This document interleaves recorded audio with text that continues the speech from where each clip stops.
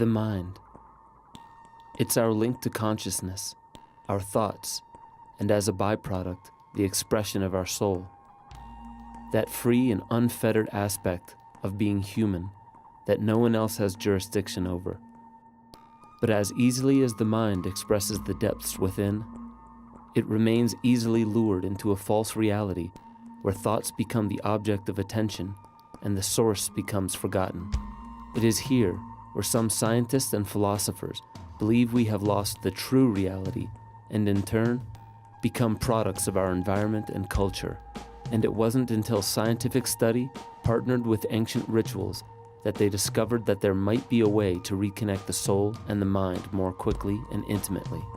But are these just escapist tools? Or could they actually be a cure for the common human issue on this planet? The sleeping mind. I don't know which half is trying to get into the other half, but somehow or other, and I seem to be going like that. Suddenly you notice that there aren't these separations, that we're not on a separate island shouting across to somebody else and trying to hear what they're saying and misunderstanding. Well, I mean that there are the colors and the beauties, the designs, the beautiful way things appear. When it comes to drugs, please, for yourselves, for your families, for your future and your country, just say no.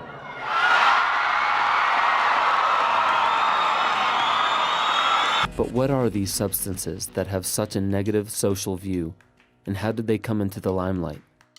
One specific drug that captured the hearts and minds of scientists and young adults started a particular investigation of the inner workings of the mind. As World War II was ending, Swiss chemist Albert Hofmann was investigating a migraine medicine and pulled an old vial off his shelf of LSD-25. His accidental dosage opened his eyes to a new experience that he wanted to share with the world, as he believed that this substance elicited a form of psychic loosening or opening. Czech psychiatrist Stanislav Grof believed that the psychic opening allowed experiences to resurface that go all the way back to birth and even pre-birth trauma. So he was willingly among the first to experiment with LSD to investigate what it does to the mind. Then I met Albert Hofmann quite a few times. He loved nature. He was taking small dosages of LSD in his garden until his death. And he said, I see the hand of God there. And if anybody thinks that the atoms can do it all by themselves, they just don't know what they are talking about, you know. I was trained in Czechoslovakia when we had a Marxist regime, so I got the purest materialistic doctrine you can imagine. And it was clear for me during graduation that, you know, the consciousness is the product of the neurophysiological processes in the brain, and when the body goes, the brain goes, and there goes consciousness. And it was as simple as that. Now I see it very differently. I realize we have absolutely no proof that consciousness is generated in the brain. Very, very few people realize this, including scientists. So those are tremendous contributions that psychedelics can bring. But the psychedelic experience wasn't something new when LSD hit the scene. Since the late 1800s, experiments were already being conducted on the psychedelic plants containing mescaline and psilocybin. Mescaline comes from the peyote and huachuma cactus and is used in many Native American rituals. The Huichol mothers of Jalisco, Mexico would introduce peyote through breast milk and by chewing off bits and feeding them to their children.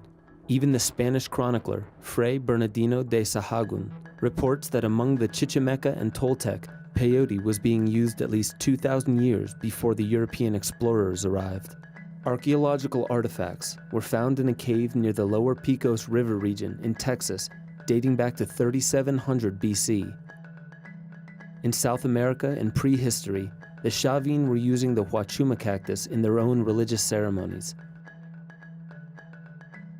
Huachuma has many different psychoactive compounds than peyote, so the experience is said to be slightly different. But the sacramental use of each were both used to connect with the divine. These cacti species are native to the Americas. Psilocybin is from a class of mushrooms and used by indigenous from nearly every continent. In Central and North America, We see mushroom imagery in many indigenous artifacts, such as the mushroom stones found in highland Guatemala, which were used to grind mushrooms before their use. Some images refer to the Amanita muscaria mushroom, which isn't a classical psychedelic as it works on different neurotransmitter pathways, but still is a psychoactive.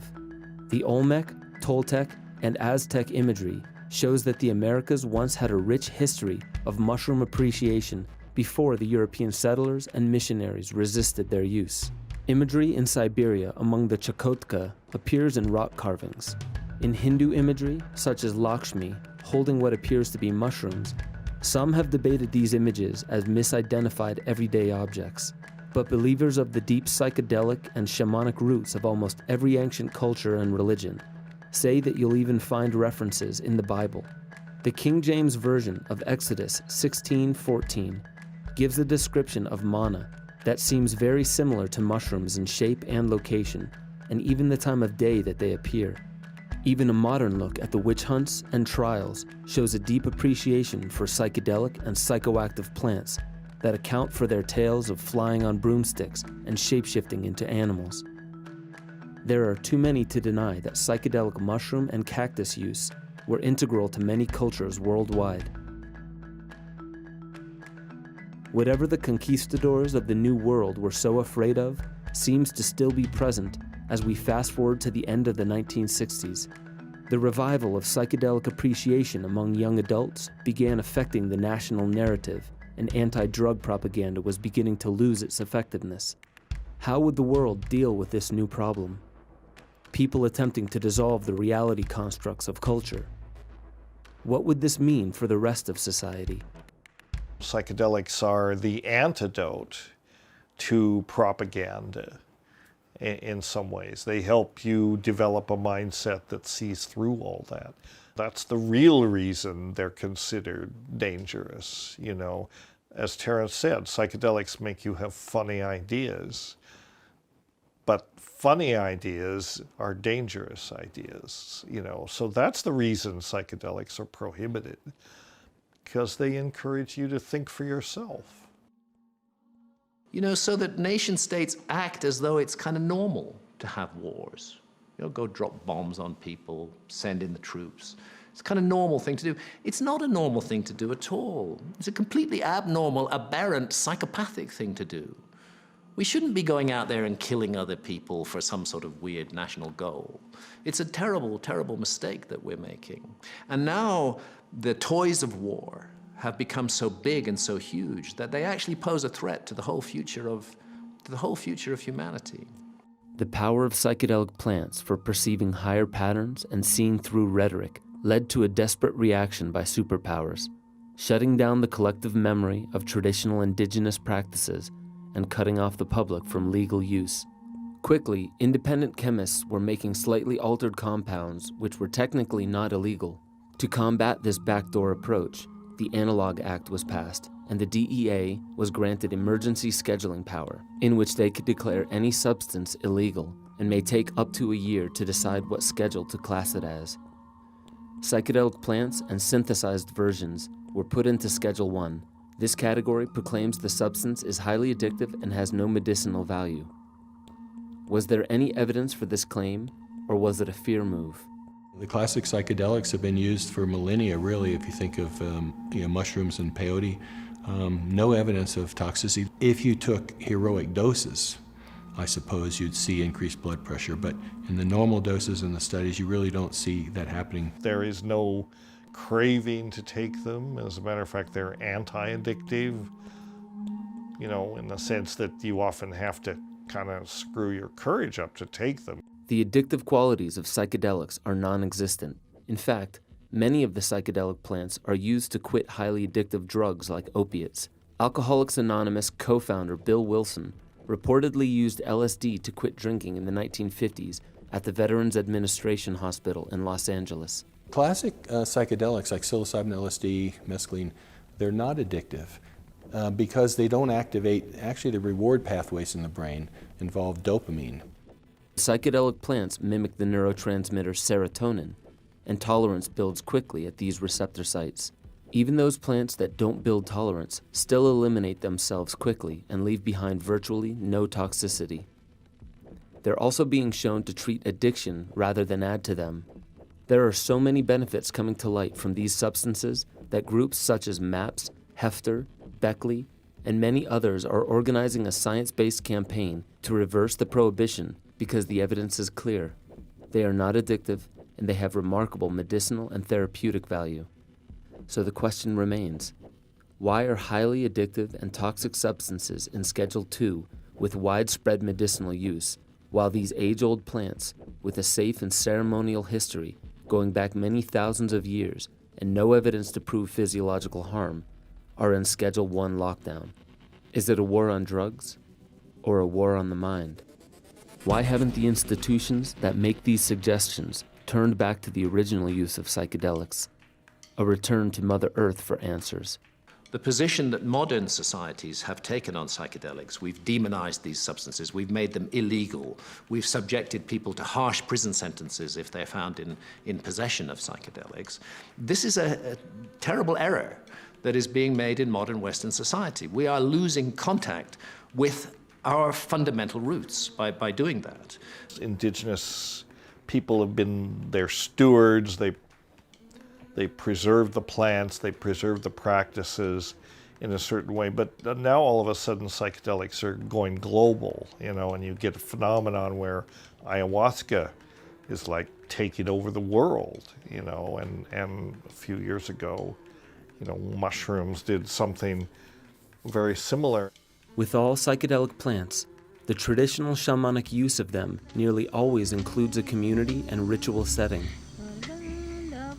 Shamanism is essentially a living tradition of alchemy that is not seeking the stone, but has found the stone. The ritual simply means an arrangement of the certain setting for certain intentions. This would also be true, for example, of a Native American church peyote ceremony. They have the same kind of thing. It's a group of people, they know each other, some of them are friends, some of them are neighbors, some of them may be invited. They share the intentions. And then they have their traditional songs and invocations. They invoke the spirits. See, and that's completely different in a scientific study. And there's no psychological discussion. It's not a modern Western system. The shamanic cultures were very clear about this. They viewed the psychedelics as instruments that opened up the brain, the mind, to telepathy, to clairvoyance, to precognition, presentience, and that ultimately it may be necessary to view the perceptions that occur under psychedelics as our brain basically tuning into a different channel and receiving information that we really don't know how to define at this point. For roughly 20 years, across the world, the prohibition held firm. No public use, no medicinal use, not even research to back up the claims that place these plants in the strictest category. The sleeping mind of the people seemingly fell deeper into consensus trance. It was as if the innate pattern recognition and problem-solving faculties of human consciousness were missing a critical ally, one that had been with us since the dawn of modern intelligence. It seemed that the propaganda campaign had worked. Then, in 1990, Rick Strassman, a medical researcher specialized in psychiatry, applied for a federal grant to give dimethyltryptamine to volunteers to simply see what the effects might be. Well, so there was a group in Germany which got started around the same time or sooner than I did, studying mescaline. But my DMT study was the first in the U.S. and the first that used DMT in quite a while. It was pretty frustrating. I never really expected to succeed, and I don't think many people did. Public opinion of any mind-altering substance tends to evoke the belief that the experience is simply what happens when the brain fails to function properly, as if the default state most of us spend time in is the proper state to operate from. However, even if this were true, when someone's brain becomes dysfunctional and then hours later returns to normal, How would that individual explain the experience? Well, I think the most sort of striking part of the research, and what I really wasn't expecting, was the sense of reality that people returned with. They felt the experiences were more real than real. The importance of the feeling of more real than real is we make our decisions based on what we believe is real. You know, the outside world we're assuming is real, our inner world is real. And we make, decisions based on reality, inner and outer. So if there's a state that feels more real than real, then do we make decisions based on the information there? What really is the bedrock of reality? Is the consensus world we typically operate from the more real one? Is this where we'll find the universal truths we seek to make life decisions from? Is it the psychedelic realm that some believe is more real than real? Perhaps it's neither, and they're both merely reference points, implying and pointing to the underlying universal truths, encouraging us to engage with our own truth-seeking impulse, our innate memory, an inner sense of our integral place within the fabric of reality, that we are all aspects of a singular phenomena appearing as independent things. Even Taoists and Buddhists believe that the outer visible manifestations of life are the illusion of temporary garments, cloaking universal and unchanging principles that inform, instruct, guide, and breathe life into all that we experience around us. So why do we experience the illusion at all? What mechanisms cause us to collectively share such a misleading perception of life and living? Perhaps we should take a deeper look at the physiological effects of the chemical compounds in these plants that the government feared so much. Classical psychedelics activate a type of brain serotonin receptor called the 5-HT2A receptor. And what that means in real terms is the cells become more sensitive. So what you're doing is really sort of ramping up the ability of these cortical cells to process information quickly and more effectively. There's an area in the brainstem called the locus ceruleus, the LC. It sends projections up to the cortex that release norepinephrine. And the locus ceruleus has been referred to as a novelty detector. So normally if you look at firing in the locus ceruleus, it fires in bursts, so it won't do anything, and then you'll see bursts of firing. So what happens is psychedelics increase those bursts. So we could imagine if those bursts correspond to the locus ceruleus detecting some novelty, then maybe it looks more novelty. And I've used the analogy when people take a psychedelic and they look at it, say a flower, it's as if they're seeing it for the first time. So it increases the sense of novelty. What would be the biological purpose of these plants causing humans to see the world as if it's new again? It is a well-known phenomena to be looking for something like your keys while they're in your hand or right in front of you, but you don't see them. Your eyes have even spotted them, but you don't acknowledge that you've seen them yet. Our perception works in pattern recognition, and this allows the world to become predictable so we can find a rhythm to operate within. These plants and their effect on the detection of new information from old patterns may be the direct cause of neurogenesis and neuroplasticity. It has been shown that these serotonergic plants initiate the growth of new brain cells, as well as new neural connections and patterns to emerge. Let's think of this less as a causation and more of a correlation. Neurogenesis and neuroplasticity could be occurring when authentic childlike learning is happening. The neural growth seems to happen most in the hippocampus, which regulates emotions and is involved in memory. A Symposia.com article says new studies are showing that neurogenesis in the hippocampus, activated by psychedelics, might be a part of the acquisition of new behaviors and new pattern recognition. With proper setting, and skill, these changes in the brain may likely be why psychedelics have been so effective in treating post-traumatic stress disorder, anxiety, and depression, where other treatments have failed. Imagine for a moment that you were just born again, or that all your memory has been put on hold and you're seeing the world free and clear of cultural conditioning. Imagine all the explanations for what this world is and why it is the way it appears have been erased. Imagine you take a look at the people in your neighborhood, the animals in homes and in nature, the health of the oceans, forests, and communities, What questions would you begin formulating? And what role do you play in all of this? These are the questions one starts asking when introduced to the world of psychedelica. The mind begins asking broader, deeper, and more timeless questions. And perhaps this is what makes them so difficult to properly name. They allow new patterns to be recognized and new behaviors to be adopted, where most of what the Western world calls medicine tends to disengage or mask the symptoms while leaving the root cause untouched. And you even have another term, which is entheogens, usually for the weaker, the amphetamine related and so on, something that awakens the God within. I myself prefer to call them like sacred psychedelics or sacred medicines, because that's what they are. That's how the native cultures saw them, and I think it's accurate. It seems that these ancestral tribes understood the many healing qualities of these plants. The most profound effects seem to be the self-reflection people go through under their influence. The ability for these plants to confront you with your regrets and worries. Psychedelics help deconstruct old behavior patterns and build newer and healthier ones, as seen from the creation of new neural pathways and the birth of new nerve cells, a quality long thought to be impossible shortly after childbirth. Very, very often what the psychedelic experience will show you is the mistakes and errors that you've made in your life, where you have chosen the dark side rather than the side of light, where you have chosen evil, maybe very small, maybe very large, where you have chosen evil rather than good.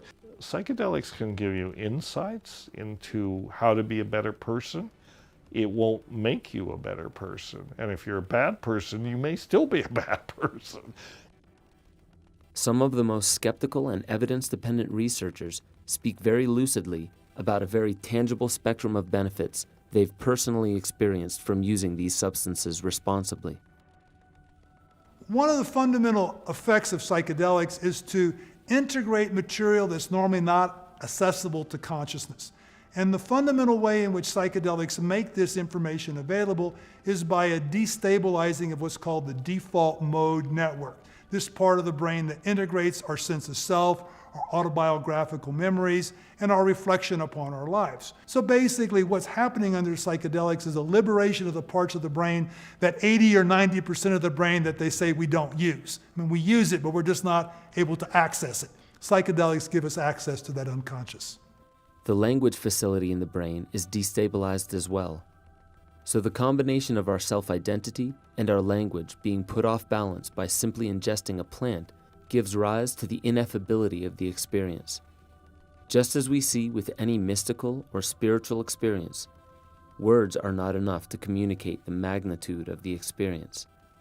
But the possibility has to be considered that what the psychedelics are doing is retuning the receiver wavelength of the brain and actually allowing us to gain access to veridical alternative realities, parallel dimensions. We have the same situation in the television. We would laugh if somebody would study that set and go down to molecular level of the transistors and the wires, and would believe that this gives you explanation why you get a Mickey Mouse cartoon, at 7 o'clock in the evening. If Stan and many researchers are correct in positing that consciousness is not generated by the brain, but tuned into, what then are these psychedelic plants trying to show us? Across the range of the psychedelics, you can definitely say that there is a broad range of imagery that is common. Not everybody will have all those images all the time. Not everybody will agree on every single aspect of it, but starts off with what are referred to as entoptic phenomena, because they're considered as originating in the ocular system, where you start seeing zigzag lines and cross hatches and geometrical patterns, sometimes fantastically complex and elaborated mandalas appear in the geometry. Then there tends to be the sense of passing through a vortex of some kind into a seamlessly convincing parallel universe. Is this the same phenomena that humans have been experiencing since the time our ancestors were painting their visions in caves some 40,000 years ago? Were those entoptic images engrams, and portals depicting a dimension that we are still tapping into today? What is this vision? And could it be some kind of collective consciousness of the human soul experience? It's important to keep in mind I'm not saying that this is the perception of alien transdimensional thing. Might just be a psychological construct. Might be the result of brain activity in certain areas in relationship to each other, in which case they would still be as interesting as if they were anything else. If 5 or 6 artists, were to walk around, I don't know, New York or Boulder, Colorado, and make some paintings, you could clearly see that the paintings, each of them, the paintings might be slightly different, but you could see that they were of the same place. The ethnobotanist, author, and psychedelic psychonaut Terence McKenna relates the plant intelligence to that of Mother Earth. The ancient Greeks called it Gaia. The whole thing is an enzyme-driven process. We are like an organ of Gaia. We are the organ which binds and releases energy. A liver cell doesn't need to understand why it binds and releases enzymes of the liver. We bind and release energy for reasons perhaps never to be clear to us, but which place us firmly within the context of the Gaian mind. Suddenly we come with an epigenetic capability. We write books, tell stories, dance, sing, carve, paint. These are not genetic processes. These are epigenetic processes, and they bind information and express the Gaian mind. The Gaian mind. To many, this idea doesn't fit within the context we've been given by Western culture. How could the rocks be considered alive? How could the bones in our body be considered the same? What does alive really mean? The Gaian mind is a real mind. Its messages are real messages, and our task through discipline, psychedelics, attention to detail, whatever we have going, is to try and extract this message and eliminate ourselves from the message so that we then can see the face of the other. The other, in this case, would be the identity of that which is sending the message. Because we scarcely understand who and what we are, why we're even alive, and what we're meant to do with our time here, asking what the Gaian mind truly is might be premature. Could it be possible, just like a human organism, that plants communicate not only among themselves and to humans, but among all other species? Is this the collective consciousness of the planet? And is it possible the war on the mind is not limited to human minds, but to the mind of the entire planet, the plants, animals, humans, and more? Their message or their interaction with us might be very different than their interaction with a fungus or a bacterium, but they are in conversations with those things as well, So, and the message varies. In other words, these are multi-purpose molecules. Terence and Dennis McKenna are possibly the most notable pair of scientists and theorists on why these plants are here and what their greater purpose might be. Both have firm beliefs, backed by a lifetime of investigation, that these plants are here to serve the planet by those willing to listen to their place in it.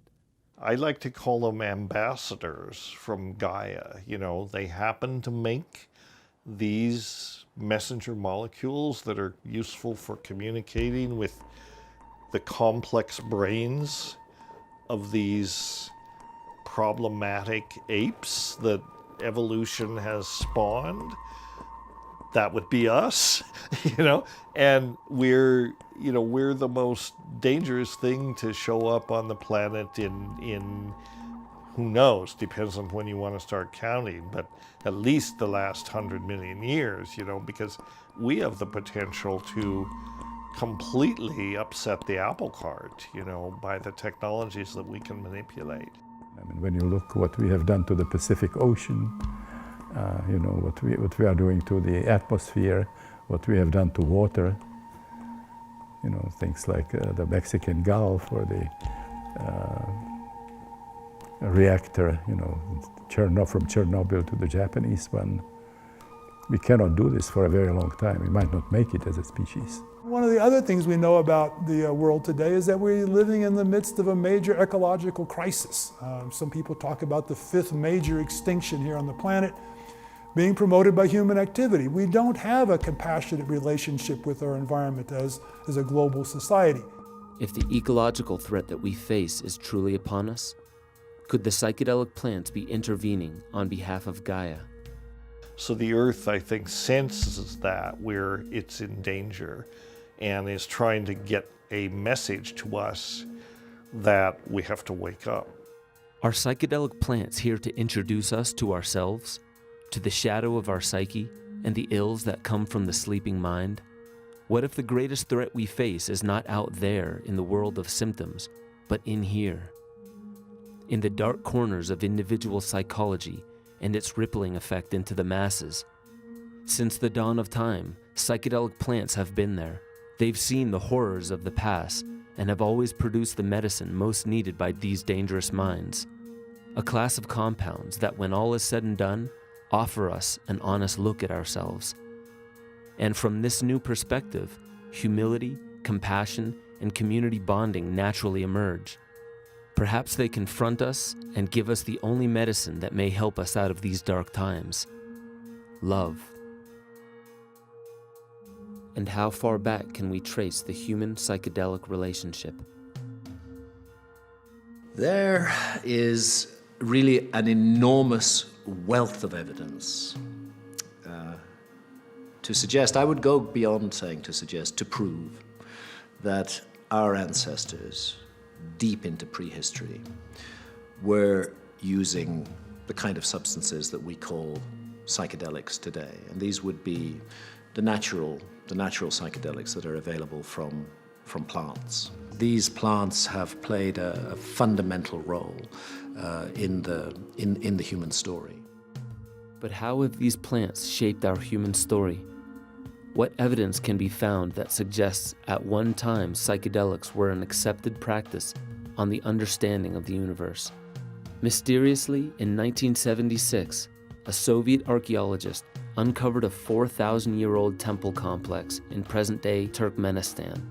This complex has many rooms with stone vats coated with residue of cannabis, as well as poppy used to make opium, and ephedra used to make amphetamines. This must mean it was a facility to mass-produce a hallucinogenic cocktail. Historians have suggested that this region was home to goat farmers that commingled with a nomadic horseback tribe, and for the most part, stayed quiet of conflict. Could this discovery hold the key to the ancient mystery of the fabled beverage of the gods? Has the evidence and long-lost ingredients of what the oldest Indian text, the Rig Veda, called Soma, and the Persians called Haoma, finally come to light? Is this evidence of an ancient psychedelic society? And if so, where did they disappear to? Why has memory of this culture been erased? And could this be an ancient representation of humans going beyond the veil to see the collective consciousness? Up next, we will explore the shamanic root of humankind's relationship with psychedelic plants and altered states of consciousness.